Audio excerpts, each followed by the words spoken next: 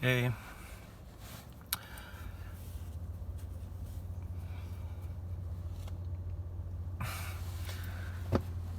the police. Seems to be a lot of talk about police institutions, police unions, defunding the police, abolishing the police, or ICE, or any of these kind of policing institutions. Some of it seems pretty extreme, but I don't know very much about it at all. I know what some people are trying to say about it and what some people's agendas are with it. From my perspective and what I know, we definitely need police. I have a lot of police officers in my family. A few that were in the FBI, many local police. Even my dad was a patrol officer. Earlier in life, when I was younger, he switched to a different field in the same organization where he worked in water treatment, which I always found more fascinating, even though his previous job was awesome. I used to love going to take a kid to work day when I was little because he worked on a watershed, which is why he got into water treatment later. And working on a watershed means, as a patrol officer, basically being that type of DNR police, Department of Natural Resources police, but for a local government institution. And so take a kid to work day was awesome because he would just go around, at least when I was with him. I know he did other things that weren't as fun that he would tell me about, but he often got to, especially when I would join him for Take Your Kid to Work Day, we got to go out on the watershed and go out on a boat on the dam our local entity where I grew up had the water supply that they then treated to provide water to Tri-County area. Anyways, go out on a boat and go up to people who are fishing in the reservoir and talk to them and ask them for their fishing licenses. And my dad was always super cool and always very friendly and nice to everybody he met. He'd do that, or we would go out in a Chevy Blazer that was his work truck and drive the fire roads through the local woods that surrounded the watershed. So people would also get hunting licenses and go hunt mostly deer. I think that was the only thing that you could hunt. But anyways, you had to get proper licensing, and it had to be the proper season to hunt, certain deer, depending on what season it was and what weapon you were using. And so that was cool. Got to see that and also be a part of, fish stocking efforts to stock the reservoir with different types of fish and learn about that. I never got to do this, but he also had ATVs that he would go out on and horses and just really, a lot of perks. My dad used to always say, if you have a job that you highly enjoy, or at least most of it, then you're never working a day in your life. And I don't think I've ever experienced that. So I hope one day I will find that. But anyways, back to policing. I've had many run-ins with police officers in my life.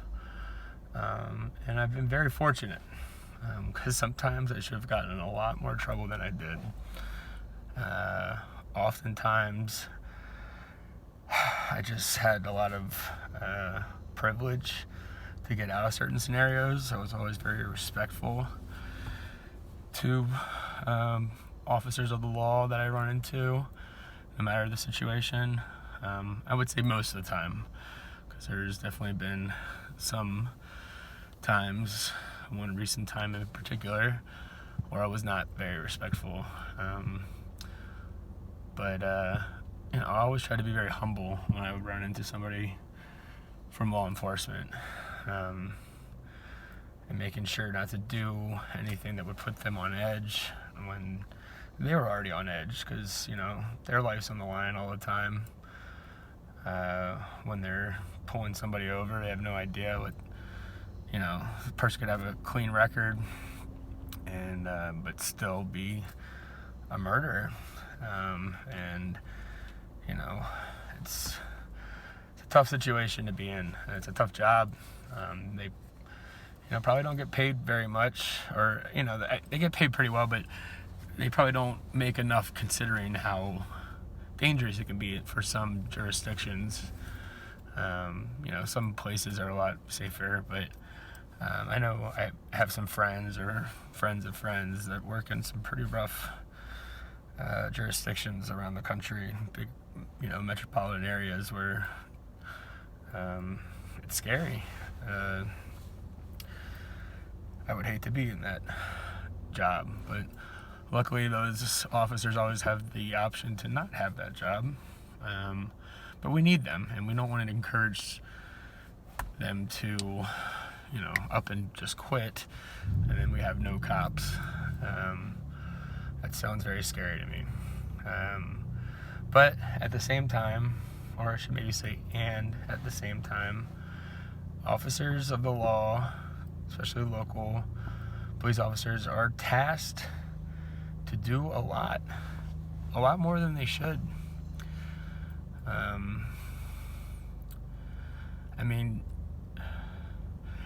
From what I gather about the slogan of defund the police, and I'm sure different people interpret it many different ways, but from what I understand and what I believe in with that slogan is we can lower some of these, very high budgets that local police have given themselves,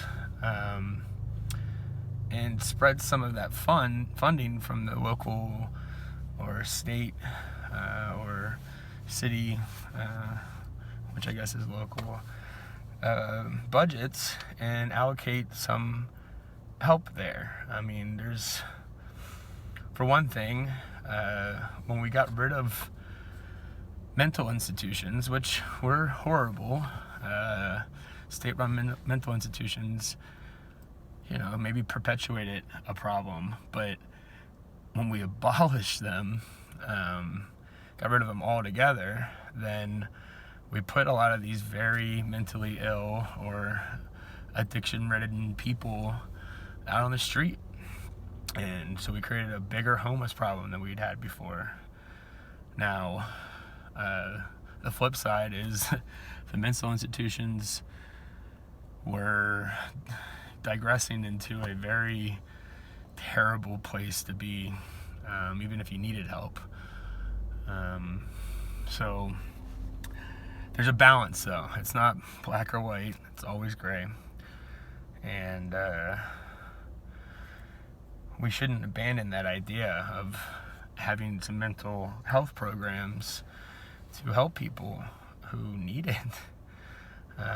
It's part of the biggest problem with our healthcare system is we do not invest enough money in mental health. And however well your mental health is directly correlated to how well your physical health is.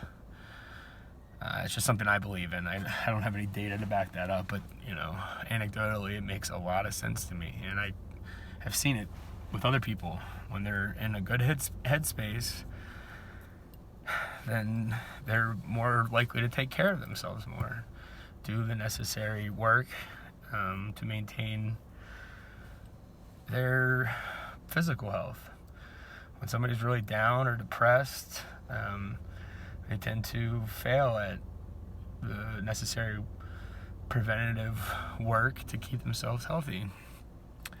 So we can't turn back time, but we should try to reinstitute some mental health programs, not necessarily mental institutions. I don't know if that's the right path. Maybe it is. But if we had some of that and we increased social workers in communities and different addiction programs for people out of the police budget, or maybe, adding on to another budget for the state to see that through, I think would be very helpful for our society, especially in these times when, as I'm going to therapy with my therapist lately, it's been hard to make appointments sometimes. And when I ask him, how he's, so booked up, if that's what he's always like, he said it's definitely been a lot more demand lately, and for good reason. There's coronavirus and shelter in place, and people are isolated and not socializing as much, so that all affects your mental health. I can only speak for myself, but I miss friends and family and closeness and connection and socializing. It's hard these days for many reasons. I have definitely pushed away a lot of people in my life, but also, even if I hadn't, it would be hard to see people that I want to see, because there's a virus out there that's killing people and making a lot of people really sick. And we haven't, and we continue to not fix the issue at hand. So this secondary time-saving effort by the federal, but most of the state governments, on how we should just keep sheltering in place and isolating is, I don't know, from my knowledge, that was supposed to be a time saver. We sheltered in place, and we bought ourselves some time to get more testing and have better contact tracing methods, and to have the hospitals prepared for an influx in COVID-19 cases. But we didn't do that. And so now, as we started to open back up, because we didn't fix the problem at hand and the cases started spiking in certain areas, they're just like, let's do that again. It's crazy. Anyways, with the police, they need help. And I've heard some police officers and police chiefs from different municipalities say that they're asked to do too much. And I agree. They are asked to do too much.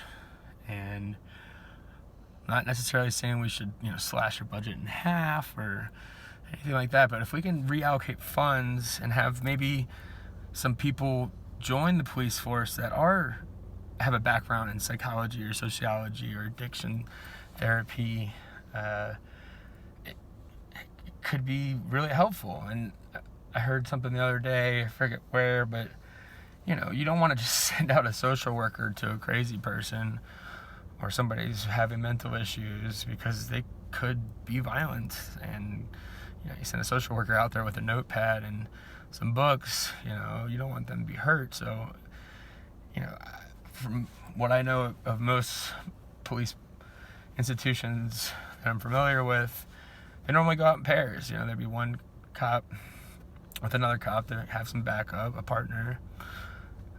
Maybe sometimes they add on a third, which is a social worker, when it seems like it's a situation where they would be helpful. Or maybe you just train somebody with a social working background, if they want to also, be trained to carry a weapon and be trained in police tactics, so that you have, a group, one person who's just a police officer and one person who's there to be more of a talker, to help de-escalate the situation. It's very scary times right now for that and a lot of other things going on in the world and in my personal life. But we should get on like a united front. And I'm all for more local controls over certain situations, but there should be some kind of federal baseline for some of these things. Because when you don't have that, then you're going to always have a problem of some states or some cities having too much regulation on the issue or too much controls and protocols, and then you're going to have others that would be very lax, and so you'll never have a consistent, a consistent baseline, I guess, of where everybody could be at to help minimize some of these problems. It's a pipe dream, I know, and very complicated, and there's no simple solution to it, but I think sometimes just having conversations like this and having people talk about it and debate on the issue, or just, try to come up with solutions, especially people that make policy changes at both the local, state, and federal level, would be good. Constructive dialogue on these kind of things would be good. We've gotten to a place where it is just us versus them, and their ideas are terrible and my ideas are right, and I don't care to talk to them about it at all because they're wrong and I'm right. That's just not a good way to govern. You'll never make progress, especially when it's an issue so sensitive as policing, when it's had many problems. It's done a lot of good, but it's also had many problems. And we got to keep what's good and try to create new policies to improve the problems. But, we'll fail. We'll come up with new ideas and it won't work. So it's an ongoing process. But we got to do it. We got to start somewhere.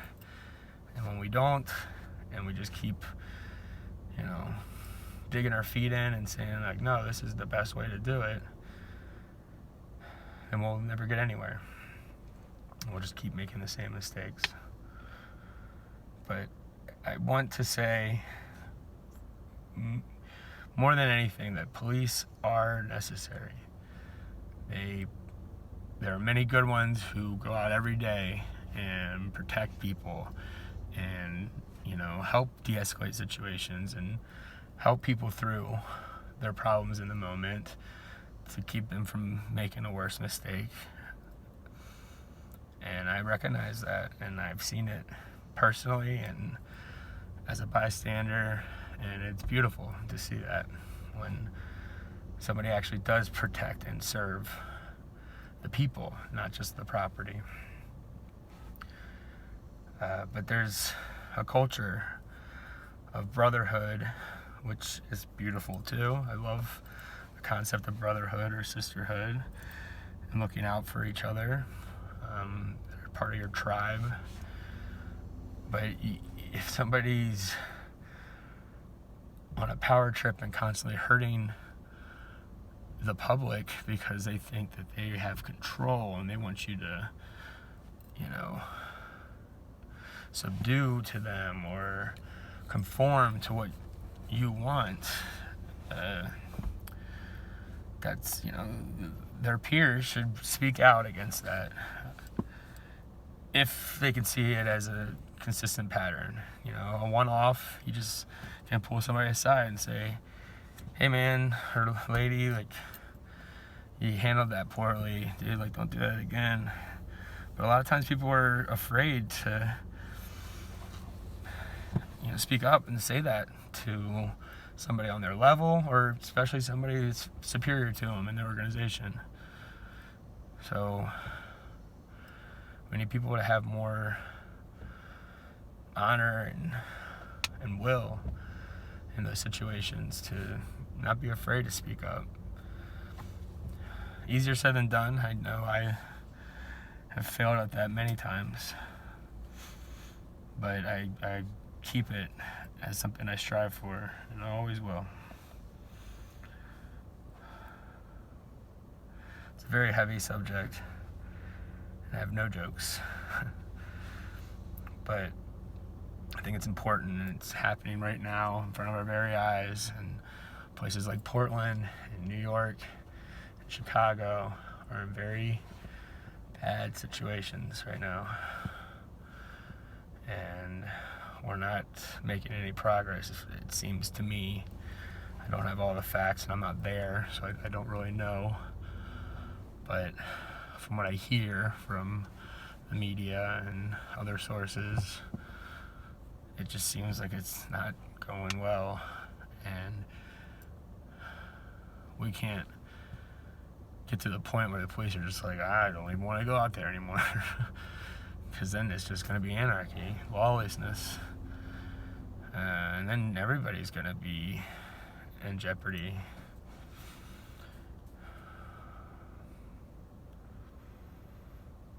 Yeah. Just something I've been thinking about, and I hope that, we can have debates. I really, that's something I want to talk about too. We need to have better debates. We're about to have some presidential debates coming up. We need to have more debates at local levels and other, Senate and Congress races. People need to be engaged with that and go and participate and ask questions that are important to them. Policies that affect their lives, and they need to bring up a question and have 2 candidates or however many candidates are running for whatever office we're talking about. We need them to not, brush past the issue and talk about some other thing that they know everybody will be happy about. They need to sit there and talk about the thing that the person asked them and have it back and forth. And sometimes they'll agree, and that's okay. Like, 2 opposing sides or multiple opposing people running for the same office can agree sometimes. But when they disagree, they need to know that and state their truth about what they think is the right path. And we don't have that right now. Our debates have turned into some sort of WWE commentary of name calling and weird jokes. It's sad. It's really, really depressing. I personally love a debate program called IQ Squared Debates, hosted by John Donovan. I think he's a great moderator, and they always have really smart, informed people that they choose an issue. They have a statement, and they say blah blah blah, something definitive, like we should do this thing, something that's a hot topic in the news. Like, we should do this. And then one team of 2 individuals is for it, and one team of 2 individuals is against it. And they always have good credentials around the subject at hand, and they have a very civilized and constructive debate around it. And John Donovan is excellent.